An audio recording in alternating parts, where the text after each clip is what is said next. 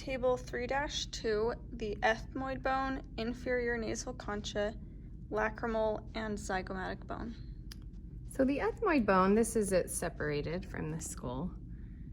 It is not very big, but it does comprise quite a bit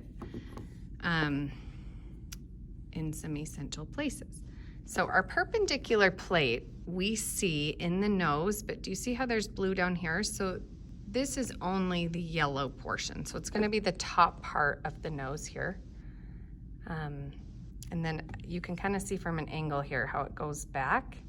So the biggest point in the back, then it changes into a different bone, which we'll learn in a minute. So we see the perpendicular plate in the front on top, and we won't see it in the back at all. That's a new bone. So if you can kind of see in there to the yellow, it goes back a bit and then it stops. So we're just gonna see the perpendicular plate in the front and on top.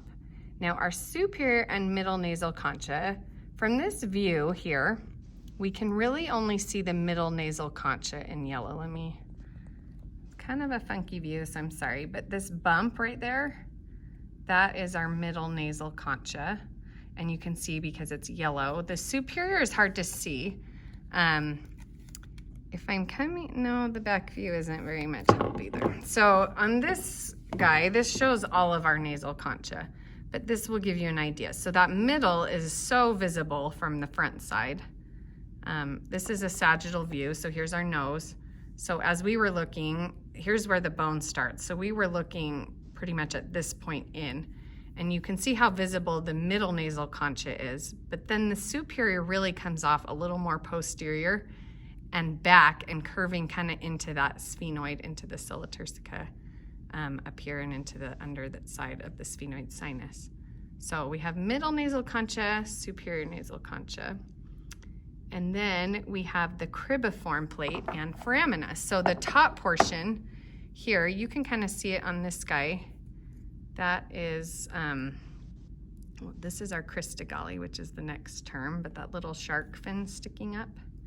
And then the cribriform plate is where it sits in, and then there's lots of little holes in there. On this view here, you can see in yellow, so this is also our ethmoid bone. So do you see how the ethmoid is found in so many places? We have it. I'll show you also in the orbit, we have a border in the orbit on the side. This is up and down here. So that's our medial border of the orbit. We saw it in the nose. We saw it on the outside of the nose on top.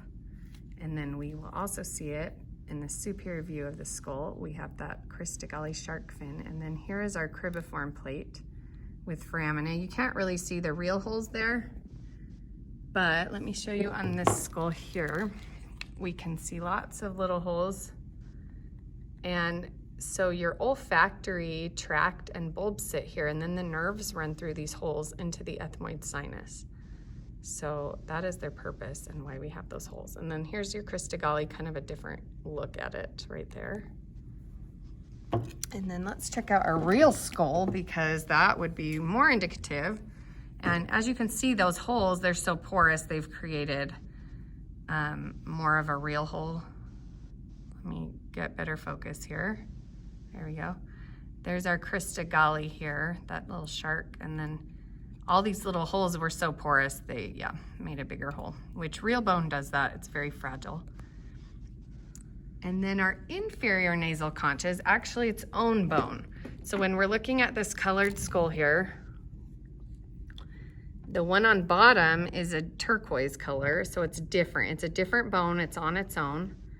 So that's the one there. And then if we go back to our sagittal view head, here's our inferior nasal concha down here. So all together we have inferior, middle, and superior. The middle and superior are part of the ethmoid, but the inferior is its own bone. I know that's kind of confusing, but that's just how it goes. And then if we're looking at a colored skull here, or non-colored skull, white skull, here we have the inferior nasal concha, and then the guy on top up there is the middle nasal concha. So we don't really see superior nasal concha, but if we can even zoom to detail here, you can kind of. So here's our inferior, there's our middle, and then right down there, there's a bump. So that guy rolling off of the middle, that's our superior. So we do see the bony structure a little bit from the backside. And just to give you reference, here's those pterygoid processes and plates back here. Maybe zoom out just a little, there you go. So here's those here. So we were looking inside. So this is that nasal cavity coming all the way through. So we were just looking on the backside there.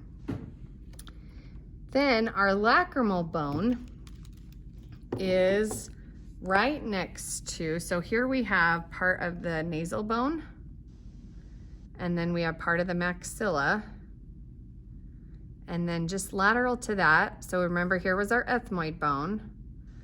So in between the maxilla and the ethmoid bone, we have part of our lacrimal bone. And the lacrimal bone has a lacrimal groove. This is not the greatest, but I'm going to show you on a different one, which would lead to the nasolacrimal canal. So if I show you here, so you can kind of see a suture right there and a suture here. This whole thing is the lacrimal bone, but do you see how that grooves out right in there and leads right into a hole, which is our nasolacrimal canal. And that's for a tear duct, which we will talk about on a different chapter. And lastly, and really briefly, I'm just going to show you the zygomatic bone, which makes up our cheek. So zygomatic, here's the blue. And it has the temporal process coming off of it, but I'll explain that a little more when we talk about the temporal bone.